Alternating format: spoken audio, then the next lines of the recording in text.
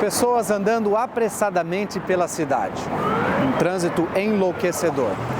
São as cenas cotidianas de qualquer grande cidade do mundo. O Palavra de Esperança analisa hoje a questão do tempo e a maneira como o homem administra este grande dom de Deus. Na Bíblia Sagrada, o sábado é o tempo que Deus criou para os seres humanos pararem, refletirem e adorarem o seu Criador. E para estudarmos sobre o sábado, começa agora Palavra de Esperança.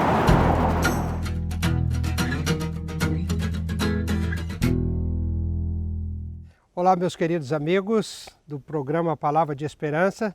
É uma alegria voltar aqui e estar em contato com vocês de novo. E você sabe, esse é o quadro Na Palavra, onde recebemos as perguntas e procuramos respondê-las baseado na Palavra de Deus, a Bíblia Sagrada. Vamos à primeira pergunta de hoje. A minha pergunta é o seguinte: de acordo com a Bíblia, qual é o verdadeiro dia de descanso? Muito obrigado por essa pergunta. A Bíblia não deixa nenhuma dúvida em relação ao dia de descanso. Quando Deus acabou de criar todas as coisas que fizera no início, a Bíblia disse que ele fez tudo em 6 dias e ao sétimo dia, ou no sétimo dia, ele descansou. Vamos ao livro de Gênesis, por exemplo, no capítulo 2, os primeiros 3 versículos. Eu vou lê-los. Assim os céus e a terra e todo o seu exército foram acabados. E havendo Deus acabado no dia 7º a sua obra que tinha feito, descansou no 7º dia de toda a sua obra. Portanto, Deus mesmo concluiu a sua obra criadora em 6 dias e no 7º dia descansou. Mas o verso 3 ainda acrescenta alguma coisa mais a respeito do 7º dia. Diz o verso 3: E abençoou Deus o dia 7º e o santificou, porque nele descansou de toda a sua obra que como Deus fizera. Então vejam, aqui o próprio Deus, quando concluiu a sua obra, ele fez 3 coisas em relação ao 7º dia. Obviamente, depois dele mesmo haver criado o 7º dia. Ele descansou, ele abençoou e ele santificou o 7º dia. Portanto, aqui nós estamos olhando a vida como era no seu original. Aqui não existia religiões, aqui não existia cristão, não existia muçulmano, não existia católico, não existia evangélico, não existia adventista, nada. Aqui a humanidade como havia saído das mãos de Deus. Então o 7º dia é o dia de descanso, o dia que Deus santificou, o dia que Deus abençoou, é o dia de descanso. E a Bíblia diz que na nova terra, quando tudo for restaurado, nós vamos adorar a Deus e descansar e adorá-lo no 7º dia. O livro de Isaías 66, versículo 23 diz isso, que de um sábado a outro sábado, todas as pessoas virão adorar a Deus perante Ele, obviamente onde estiver o trono dele na Nova Jerusalém. Vamos agora à segunda pergunta de hoje. O Novo Testamento ensina alguma coisa a respeito do domingo como dia de guarda? Boa pergunta. O Novo Testamento não ensina nada a respeito da santidade ou não fala nada sobre o domingo como um dia especial de adoração. A palavra domingo nem aparece no Novo Testamento. A palavra ou a expressão primeiro dia da semana, sim, e faz referência à ressurreição de nosso Senhor e Salvador Jesus Cristo. Mas não há nenhuma indicação ou insinuação nessas passagens de que o primeiro dia da semana deva ser a partir de agora o dia de descanso, o dia santificado ou o dia de adoração, como sempre foi e ainda é o sábado. Mas alguém então pergunta, bom, mas o Novo Testamento também não fala do sábado como dia de santificação ou não faz referência ao mandamento de sábado? Faz sim. Os discípulos de Jesus, os apóstolos e até as mulheres que seguiam a Jesus nos seus ensinos, guardaram e santificaram o sábado muitos anos depois da morte e crucifixão de Jesus. Por exemplo, o Evangelho de Lucas, no capítulo 23, descreve o momento em que Jesus foi sepultado. E diz o texto que as mulheres, aquelas discípulas que seguiam Jesus e os apóstolos, elas observaram o lugar em que o corpo de Jesus havia sido colocado, sepultado. E o texto diz, Evangelho de Lucas, capítulo 23, versículo 53 em diante, que elas então estavam ali no dia da preparação, que é o dia que antecede o sábado. É assim que os judeus chamavam o 6º dia da semana, dia de preparação. E o verso 55, as mulheres que tinham vindo com ele da Galiléia seguiram também e viram o sepulcro e como o seu corpo ali fora colocado. E voltando elas, prepararam especiarias e ungüentos, e no sábado repousaram conforme o mandamento. Portanto, as mulheres, os discípulos de Jesus, sempre continuaram descansando e santificando o sábado. Muito obrigado pela sua pergunta. Continue assistindo o programa Palavra de Esperança e nós nos veremos no próximo programa. Um abraço.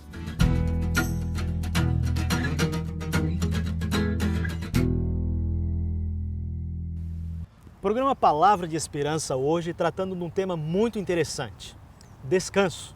É isso mesmo, vamos falar de descanso. E para nos ajudar com esse tema, convidamos mais uma vez o psicólogo Elias Pereira. Dr. Elias, além de formação em psicologia, ele também tem formação em teologia e ele atende aqui na região de Campinas. Dr. Elias, mais uma vez, muito obrigado por ter aceito o convite e estar conosco aqui no Palavra de Esperança. Então já vai para não ter descanso a primeira pergunta. Qual é a importância do descanso para o ser humano? O descanso é importante tanto no aspecto físico quanto no aspecto mental ou da alma.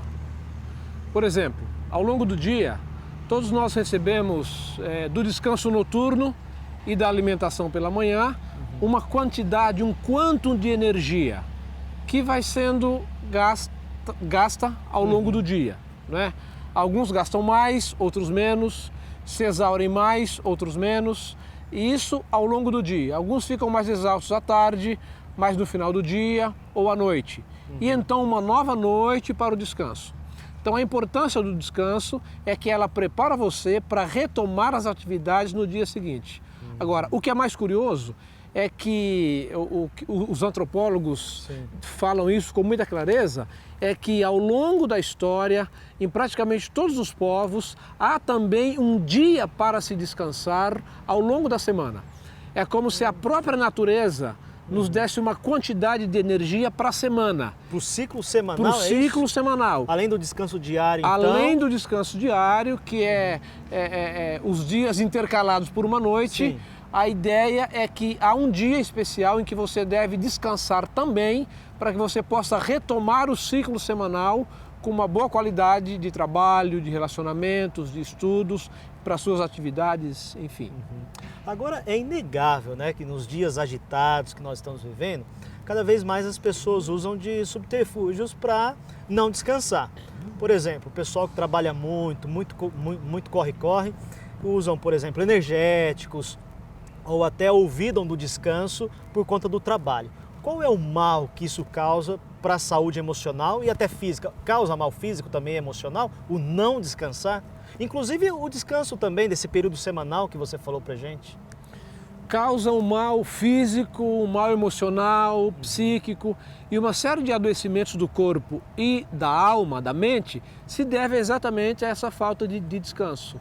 O tempo se encarregará de fazer essa cobrança. Né? Então, todo descanso que pudermos fazer no período normal, no dia a dia e durante a semana, vai nos dar uma qualidade de vida melhor durante esse período em que nós priorizamos o descanso e também vai dar uma qualidade de vida melhor no futuro, quando os anos tiverem se passado, no período da velhice.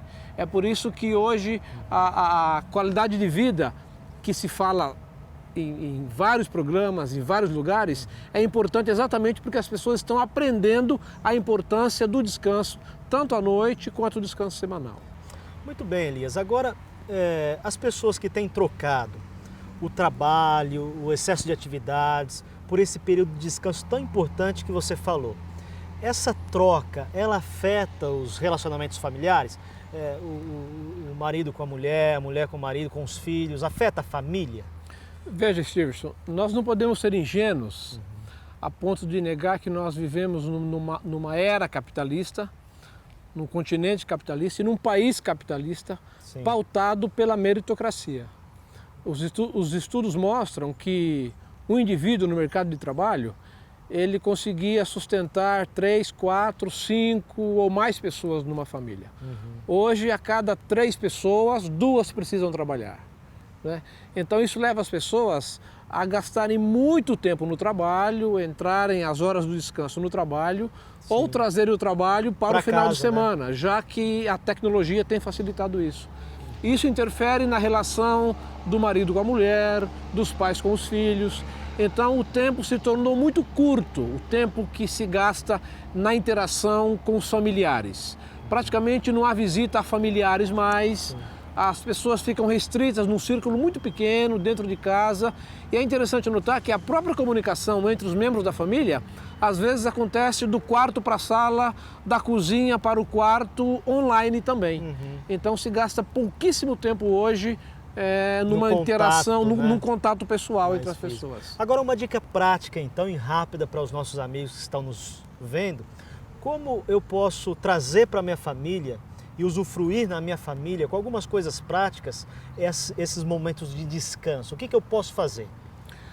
Acho que duas coisas muito importantes podem ser feitas. A primeira é você respeitar o descanso noturno. A partir do momento em que escureceu, 6 e pouquinho, até a manhã seguinte, é o tempo que você gasta junto com a sua família. Não é? Às vezes cortando um pouco do futebol, da televisão, do happy hour com os amigos e gastar isso com a família. E reservar um dia ao longo da semana em que você também possa estar com a família e com as pessoas que você ama, sem que o trabalho, sem que as questões do dia a dia interfiram nesse período que você escolheu para estar com a sua família. Muito bom. Muito obrigado, doutor Elias. Fica aqui o convite para voltar mais vezes ao nosso programa. Aqui no Palavra de Esperança, você sempre vai ter um espaço aqui para nos ajudar. E você fica com a dica aí do nosso psicólogo, Elias Pereira, e também o pastor Robson agora tem uma mensagem especial para você.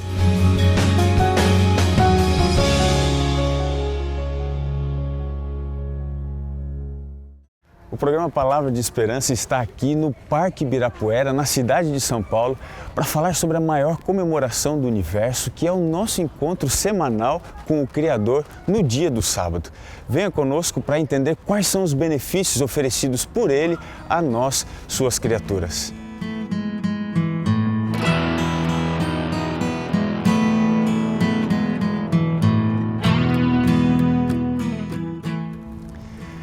Você sabe qual é o país mais visitado do mundo? Entre os destinos mais procurados pelos turistas, a França é o lugar que recebe aproximadamente 80 milhões de pessoas por ano. E a cidade mais visitada é Paris. Talvez o monumento que melhor represente a cidade e o país é a Torre Eiffel. E não é por acaso, aproximadamente 6 milhões de pessoas passam lá a cada ano. O que muita gente talvez não saiba é que ela não deveria estar lá. O seu projetista, Gustave Eiffel, apresentou esse projeto para os responsáveis pela Exposição Universal de Barcelona do ano de 1888. Mas eles acharam uma construção muito estranha e cara para o que eles fariam ali. Depois que eles rejeitaram, ele apresentou agora o mesmo projeto para os responsáveis da Exposição Universal da cidade de Paris, que aconteceria no ano seguinte, em 1889. A ideia inicial era desmontar depois essa grande torre de 324 metros. Mas, mesmo depois do evento ter acabado, ela permaneceu por causa da sua imponência, atraindo assim milhares de pessoas. Aproximadamente 250 milhões de pessoas já passaram por lá e se atreveram a subir. E outras ainda sonham poder ter essa experiência.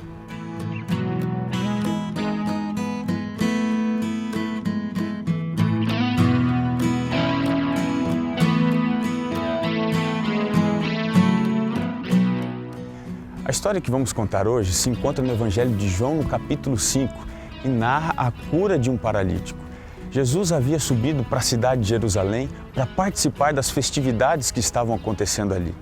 Era muito comum as pessoas se dirigirem para lá e participarem dos rituais das 7 festas que aconteciam a cada ano. Era comum também as pessoas procurarem lugares lá, como por exemplo o tanque de Betesda, que era uma espécie de hospital sobrenatural. Todos se aglomeravam esperando o momento em que a água era agitada, porque eles acreditavam que um anjo descia do céu e movia a água, e a primeira pessoa que entrasse ali sairia curada. Esse tratamento estranho era a última esperança para a maioria das pessoas que se encontravam numa situação muito complicada.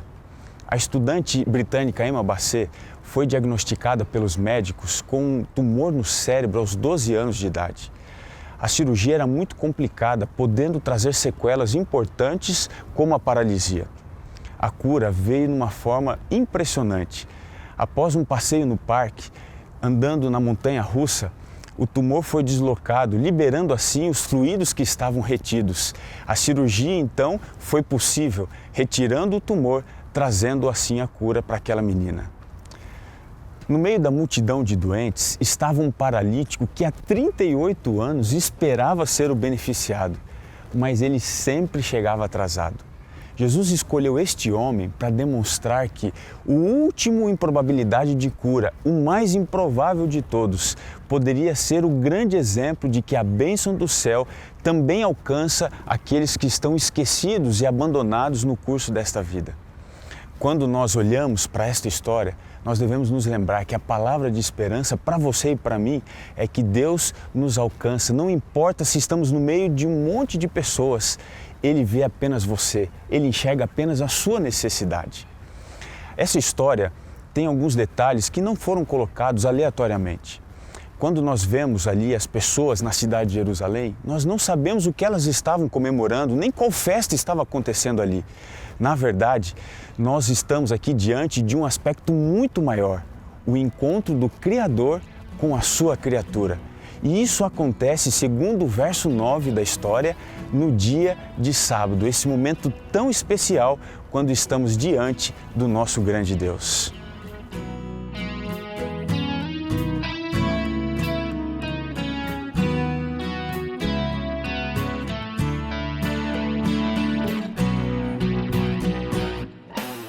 A ênfase sobre esse dia de celebração aparece em diversos lugares da Bíblia. Quando vamos a Gênesis capítulo 2, do verso 1 até o verso 3, encontramos que Deus fez 3 coisas no dia do sábado. Ele descansou, Ele santificou e Ele abençoou as horas desse dia tão especial.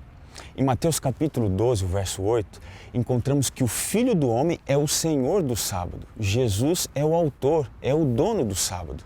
Em Marcos capítulo 2, o verso 27, encontramos que o sábado é um presente para a humanidade. Ele foi feito por causa do homem e não o homem por causa do sábado.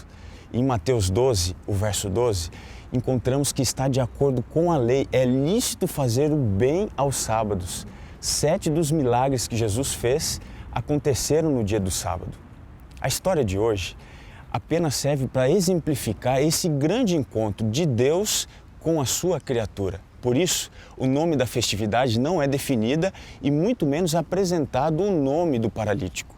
Porque nesse dia, a grande festa é Deus ao lado do ser humano para atender às nossas necessidades nesse dia maravilhoso e santo que é o dia do sábado.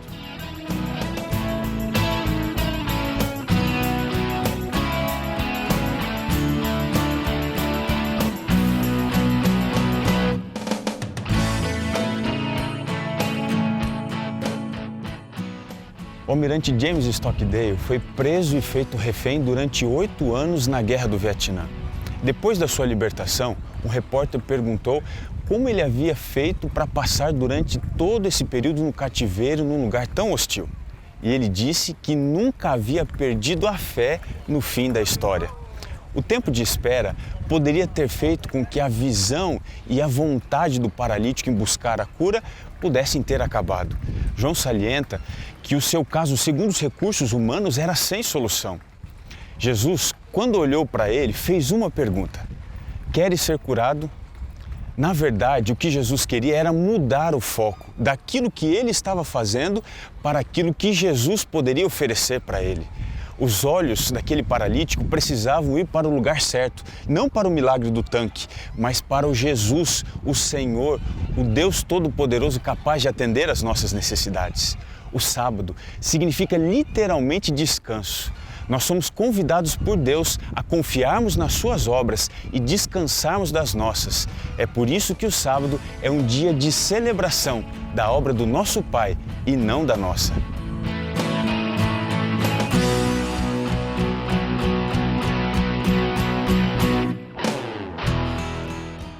A carta aos Hebreus, no capítulo 4, verso 9, diz que resta ainda um repouso para o povo de Deus. A palavra repouso aqui é sábado. O sábado é o símbolo do descanso da graça que Deus quer oferecer para a humanidade. Por isso, Deus está até hoje trabalhando para nos dar o descanso das nossas aflições. Na história, em nenhum momento é o paralítico quem pede o milagre.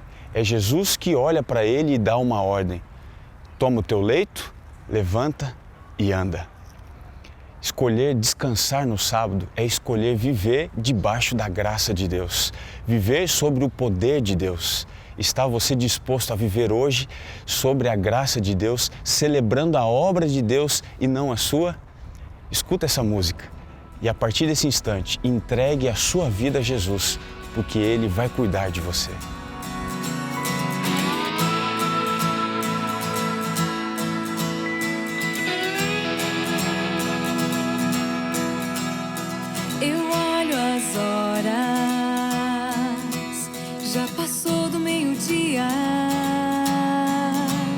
Fecho os olhos e agradeço por criar e separar um santo dia.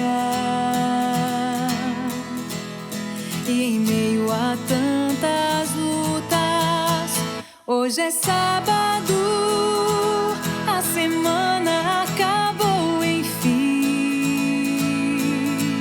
Hoje eu quero expressar o prazer que é ter um dia pra te encontrar.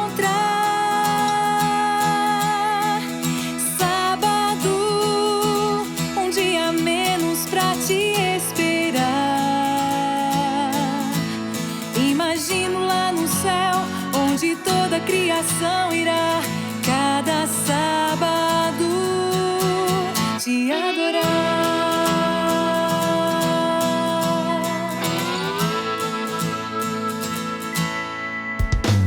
O sol se esconde,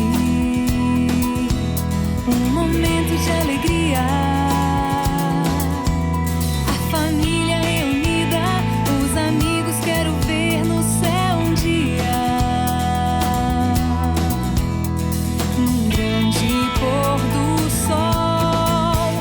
Hoje é sábado, a semana acabou enfim. Hoje eu quero expressar o prazer que é ter um dia pra te encontrar. Sábado, um dia a menos pra te esperar. Imagino lá no céu, onde toda a criação irá cada sábado te adorar.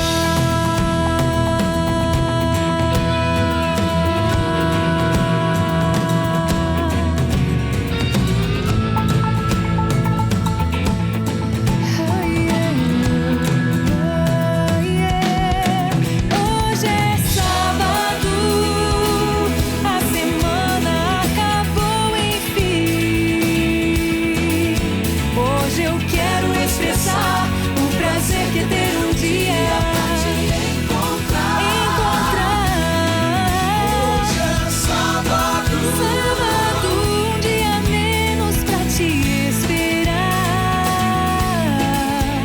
Imagino lá no céu, onde toda a criação irá cada sábado te adorar,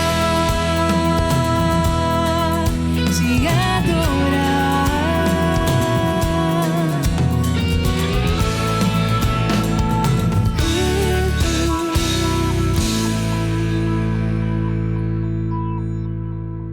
É bom saber que Deus está trabalhando para nos dar o descanso para os nossos sofrimentos, não é mesmo? Se você aceita o que Ele está fazendo por você, vamos falar com Ele em oração. Feche os seus olhos nesse instante. Querido Pai, é muito bom descansar sobre a Tua graça. Obrigado porque o Senhor está trabalhando para nos dar o repouso que nós tanto precisamos. Entregamos a nossa vida em Tuas mãos nesse momento e fazemos isso em nome de Jesus. Amém. Este foi o Palavra de Esperança de hoje. Espero que você tenha gostado deste importante estudo sobre o sábado. Se você deseja entrar em contato conosco, receber algum material ou conhecer os bastidores do programa, acesse facebook.com/Palavra de Esperança TV. Ou, se preferir, visite uma das nossas igrejas. Entre no site encontreumaigreja.com.br e você vai achar uma igreja bem próxima de onde você mora. Por hoje é só, mas eu espero rever você no próximo Palavra de Esperança.